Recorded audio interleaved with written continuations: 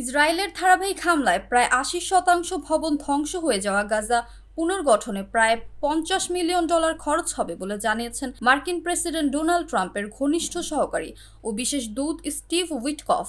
American সংবাদ মাধ্যম CBN নিউজকে দেয়া এক সাক্ষাৎকারে উইটকফ বলেন, খরচের আনুমানিক হিসাব $৫০ বিলিয়ন, হয়তো কিছুটা কম বা কিছুটা বেশি হতে পারে।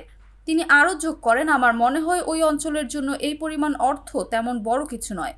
মধ্যপ্রাচ্যের ধনী দেশগুলো চাইলেই সহজেই এই অর্থ সংগ্রহ করতে পারবে। মানবাধিকার সংগঠনগুলো বলছে, গাজার অবকাঠামো ধ্বংসের দায় যেহেতু ইসরায়েলের, তাই পুনর্গঠনের ব্যয়ও তাদেরই বহন করা উচিত। গাজা পুনর্গঠন নিয়ে আলোচনার কেন্দ্রবিন্দুতে এখন অর্থায়নের প্রশ্ন। মধ্যপ্রাচ্যের ধনী দেশগুলো এগিয়ে এলে পুনর্গঠন দ্রুত সম্ভব হলেও দায়বদ্ধতার প্রশ্নে আন্তর্জাতিক বিতর্ক আরও গভীর হচ্ছে। যুক্তরাষ্ট্রের মধ্যস্থতায় 10 অক্টোবর গাজায় কার্যকর হয় বহুল আকাঙ্ক্ষিত যুদ্ধবিরতি। তবে চুক্তির শর্ত ইসরায়েল মেনে নিবে কিনা তা নিয়েই ছিল সংশয়। ফিলিস্তিনিদের সেই শঙ্কাই বাস্তবে রূপ নিয়েছে।